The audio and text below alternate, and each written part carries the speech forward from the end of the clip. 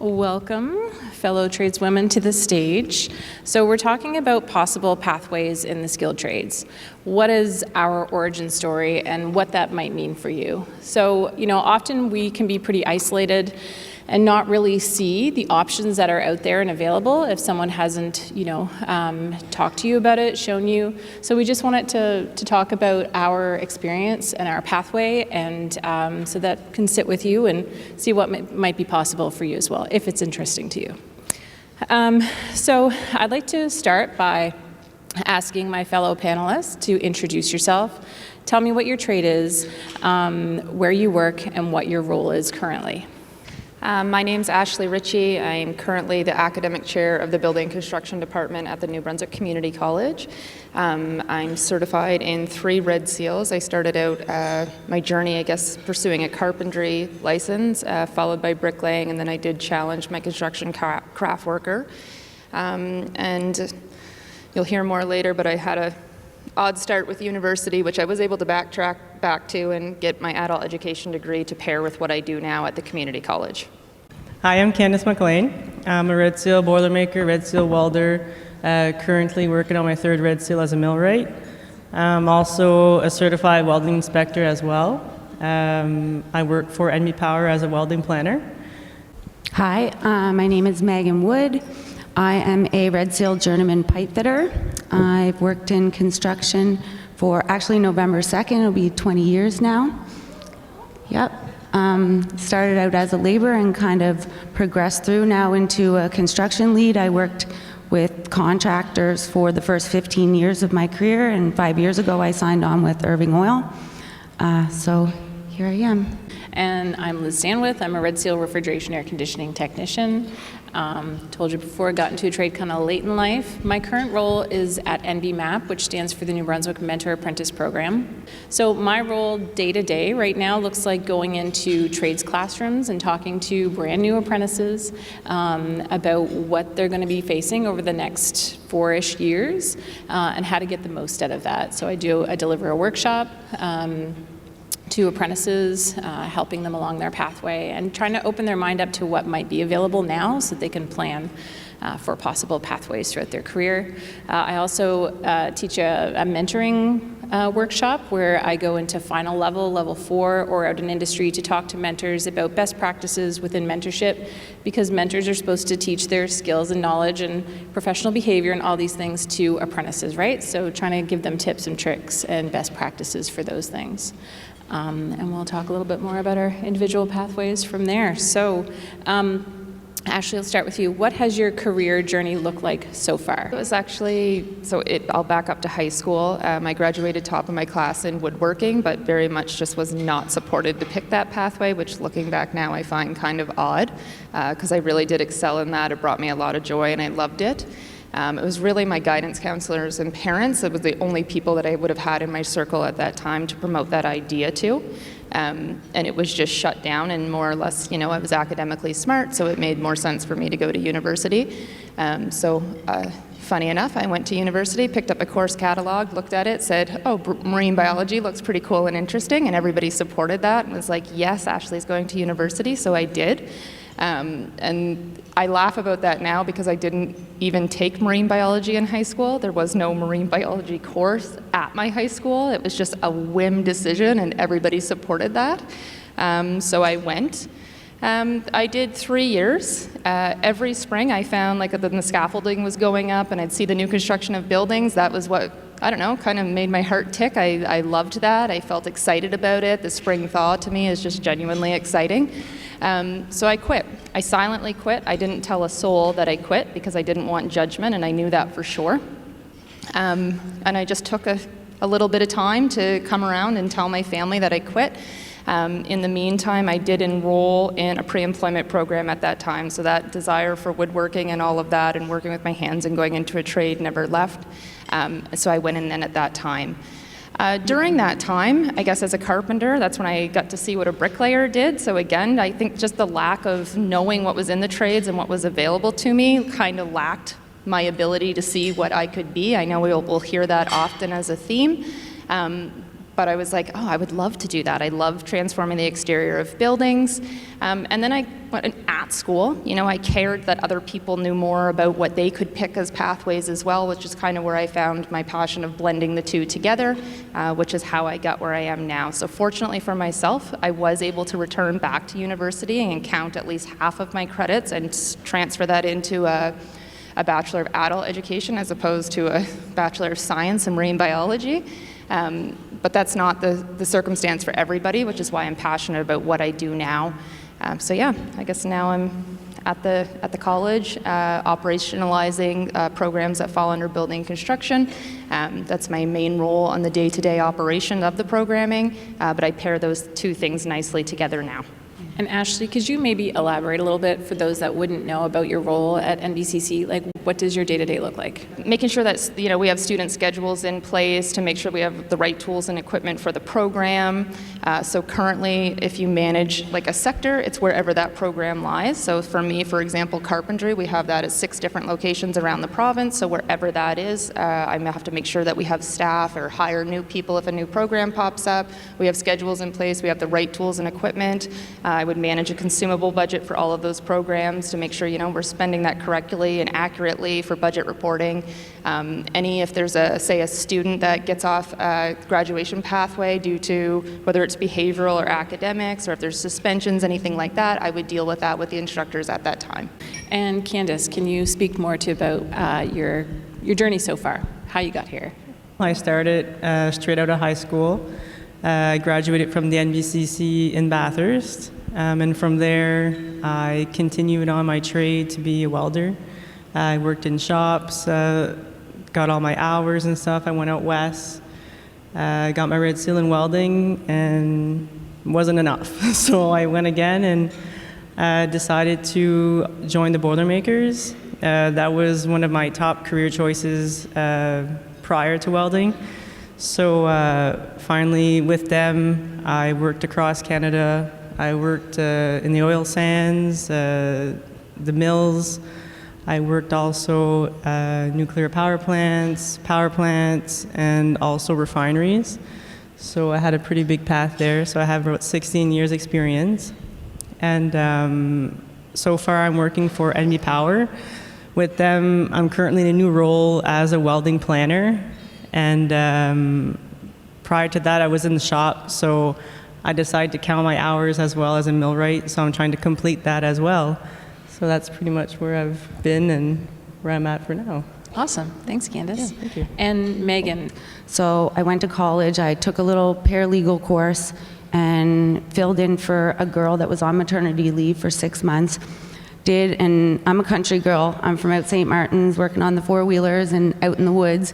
Now all of a sudden I'm uptown getting parking tickets and trying to walk around and find my way.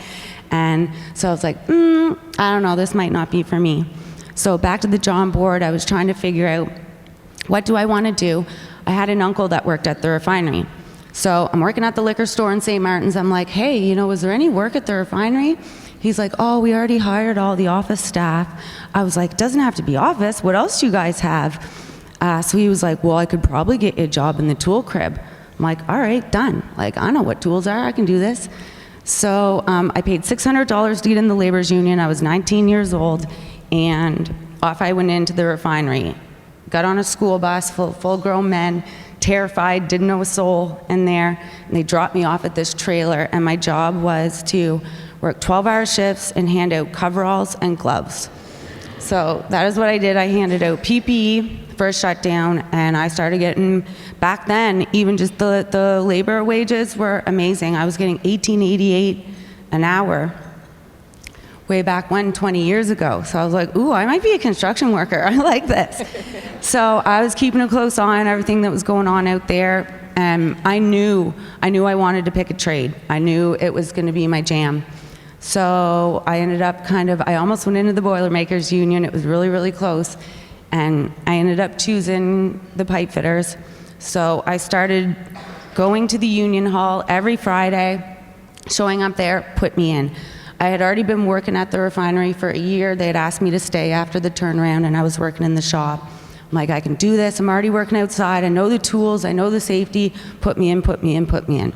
So after about a year's time, they let me write the entry exam. And back then there was about, I would say there was like 800 people in the local and under 10 females back then. So I wrote the test, they let me in, and I was fortunate enough that the company that I was working for at the time, they continued to let me work as a laborer until my name moved down far enough on the list. I waited specifically for a call for the refinery and took it, and I was basically laid off and hired in the same day. I've been there ever since. I did my whole journeyman, all my blocks through there. I've had support through Helen and New Boots, and had the opportunity to be a mentor for other young ladies and other people that are coming through the program. And I ended up being the first female Pipefitter foreman ever at the refinery. Got all kinds of different opportunities through jobs, through working with operations, a little bit of safety stuff here and there, foreman jobs. And finally, I knew all along that I wanted to progress to be a leader. I just didn't know what that looked like, but I knew one of the things that I needed to do was I needed to get an understanding. Once I knew my own trade, I needed to get an understanding of the other trades so that I could kind of be able to overlook everything. So I found out about a field coordinator role, and there was a senior Irving manager that ran it. I heard great things about him, safety, he supported women working and all that. So I just emailed the big dog and was like, I want a job really bad. I'm running right now my own tiny multi-trade crew. I have pipe fitters, I have my own scaffolders, and I have my own insulator right now, and like what his job would have been in a larger scale. He called me in for an interview, and I've been with that department ever since. And 5 years ago, I got the opportunity to apply for an Irving position, and now I'm a construction execution lead for that department. I have field coordinators working for me and contractors, and I run the CUI program, corrosion under insulation, and also like big piping jobs. I'd like to ask you, Ashley, do you feel you did anything specific to give yourself an edge to get a leadership role? I can remember when I had set university down and then went into trades, like I had to make a decision there. And so I kind of enrolled myself part-time to go back and do that. And I can remember doing both at the same time. I was as an apprentice for bricklaying, but I felt like my evenings and weekends were full of going to university and get my coursework done. But I had to put in that time and that effort. Again, I was balancing young kids at that time too, so I had to like fit it in and make it work. And even since then, once that's been completed, so I enrolled in my master's program after, because I'm just trying to think ahead, like what would I want to progress into, opportunities would that open for me, if there's ever opportunity for like some leadership courses or things like that. I typically always put my hand up and say yes, because well, you learn really quick. We're working with a lot of different dynamics of people. There's just so many situations that could come up. It's nice to be prepared and ready for that. So yes, I'd say I always put my hand up for leadership opportunities because I feel that it helps me in my everyday role. But I don't know, I feel like I quietly work behind the scenes to keep going with that all the time. Meagan, could you answer the same questions? I would recommend that you do not wait for it to be handed to you. If you want it, you need to fight for it, you need to go for it. Reach out to the people. Look ahead, kind of like how I did. Like I was kind of looking long term the whole time, even though I didn't want to rush it. I didn't want to be that person like, oh, she went right from the tools, right to a white hat, and all of that. So avoid that, of course. Make sure you learn your trade. But look ahead for the long game. If you want to be a superintendent or somebody that's going to be overlooking multiple trades on shutdowns and that type of thing, look at the roles that are around you that you can get into and ease your way into just having that as common information, and then you have to go for it. Don't wait for anybody. Just reach out, and yeah, if you want it bad enough, you're likely going to get it. To you, Candice, what has helped you stay motivated and continue developing in your career? What kept me motivated is where I started, looking back on how far I've come. And I struggled a lot in school, so I always thought that, how am I going to go university, or, how are you going to make your parents proud and stuff? Because the trades back then, it's like, no, don't pick a trade, you're not going to be successful. And I turned that completely around. When I got my first red seal, that's when I realized, okay, wow, like I can succeed and I will succeed. So I took that perseverance and I went for it. And my family now look at me, it's like, oh, wow, okay, so, I'm sitting here today, trying to give that confidence to you guys, and whoever who wants to persevere in this, you can, Just because someone says that you can't, it's not true. You just have to persevere, and that's how I feel that I stay motivated, is going back to where I started and the struggles I had to overcome, so which really helped me out to succeed. I really, really wanted to succeed in the trades as it was, so failure was not an option, I felt like. Anyway, but what has kept me motivated throughout is kind of being, I was the mentor, or the one being mentored back then, and now what's kind of keeping me going is this type of thing in a way. It's now I kind of get to be the mentor, I get to show that it is possible. I guess what keeps me going is I'm like you guys, I like to build stuff, and I want to be there for support for people coming behind me and show that we can kick ass in construction. So I'm going to ask you, Ashley, what is your proudest moment in your career so far? I think my absolute proudest was when I won the gold medal at Skills Canada for bricklaying. And that's not even my favorite part. My favorite part is I did it in my maternity pants. So I actually had just come off, I had had a baby late in 2016, and I won in 2017. And I actually, one of my favorite instructors and mentors was out there with me. And afterwards, we were having a conversation about it, and he had said to his wife, what is she wearing? Because obviously when I bend down, you would see it would not quite look like underwear, but something, right? So he's asking her, and she's like, those are maternity pants, you idiot. And he was like, I just never thought, but they were so comfortable, and I just wasn't, I didn't bounce back after the third child the same I did the first two, so I was never so grateful to have those in the moment. And they just gave me a level of comfort, and I felt like, regardless of circumstance, regardless of having kids, which we discussed earlier, can often feel like a barrier, and I'm no exception to that. I just felt very proud to knock that out at that time in my life. There's a lot of things that I'm actually proud of, not just one. I've came a long way, I've worked hard, and just seeing everybody here today and being actually one of the speakers here today, I find it makes me really proud. Seeing everybody wearing t-shirts I've created, just to, make sure that everybody knows that, hey, we are here and we're here to stay.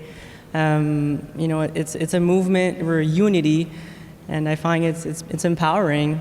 And also, what really got me thinking is when I stepped foot in the college Monday morning, sitting at my desk in my classroom as a second-year apprentice, I was like, okay, wow, here I am back at my original college. I got my first red seal, and I'm sitting here again now getting my third. So I was like, I should be proud of myself. I should give some recognition that, wow, you're doing good. And so hopefully I'll get through that, and we'll continue from there. So it's definitely one of the proudest moments. So I want to ask you, Meagan, how has your role or perspective changed since you started? Well, it's changed big from handing out gloves to now running some job sites. So it's been a crazy path. A lot has changed. That and what I touched on too about being mentored and now being the mentor. I'm proud of all that stuff too. It's almost like the whole journey. Now I'm feeling like I'm not old by no means, I guess, but I'm going to be 40 in December, and it just feels like the older I get, the more comfortable I get in my skin, the more that I just want everybody to succeed and be on the job site. And now that I can actually give opportunities for change, for example, I was running a job and they had no women changing rooms or anything down there. And I was already doing a coordinator role, so I had a trailer and everything I didn't need to change. So, but I noticed right away. And I also caught wind of a contractor that said that they weren't going to hire, they didn't want to hire a female that applied because they didn't want to like stir up a stink or whatever about having to ask for a change room and this and that. So I was able to make those changes as basically as soon as I came down there. I requested through my boss who supported, whether there's a female on this job site right now or not, you need to know what's happening in the background. They're not hiring them because they don't want to cause, we're putting them in, and I got that. So it's really great now that I'm in a situation that I have enough authority that I can help change things that weren't there for me back then. I'd say just when I was first started, I was just so unaware of the opportunity and what you could do in the skilled trades. I envisioned myself, I guess, just going into woodworking. That's what I was going to be, a woodworker. And that quickly changed. Now I envision doing that for fun in my retirement, but I just wasn't aware of what you could do and accomplish and all the different pathways, even once you got into a trade, that you could do. I never thought about, opening your own business or going into education. I never realized there was so much you could do and be in the trades themselves. My next question, where do you see yourself in 5 or 10 years? So if you would ask me this a year ago, I would have not known. I would have said, I don't feel like I want to progress any higher necessarily in leadership roles.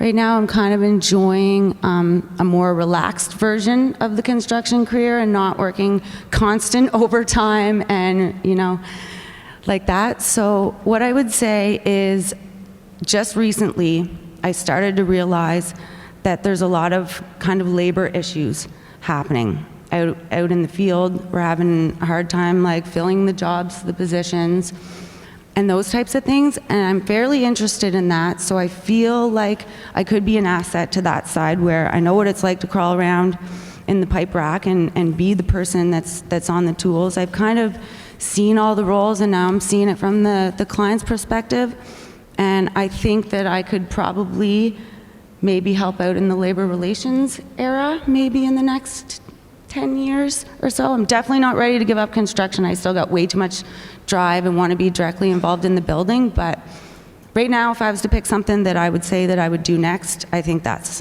what it would be. I feel as I'm progressing in my trade, after I've opened my business and stuff, the sky's the limit. I feel maybe after my Red Seal and Millwright, maybe I want to challenge engineering. I don't know. I feel I'm just riding the wave, and it's okay. You can never be sure on what you want to do. I feel every experience brings you kind of an idea on where you would like to go next. So anybody who asks me, or if I, give some word of advice to anybody, it's just to, trust the process. And that's what I've been doing, and so far it's led me on the path that I feel that I'm okay with. So that's where I'm just kind of going with where it's going to take me. So I guess I envision myself in education and never truly not being a part of that.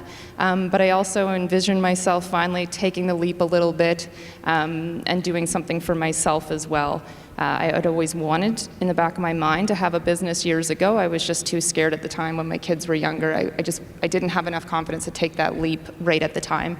So now I feel like I'm in a transition of being able to enjoy both, and that's what I'm going to go for. And for myself, I knew when I got into skilled trade, I was 37 years old. I knew the reality of the work. I knew that I didn't want to be lugging equipment up on a roof when I was 50, and that's not very far away. So when I've adapted what I want to do, what my 5-year, 10-year plan is, constantly. I've had goals for myself before them, just I can't believe that I thought that was going to be a good goal for me.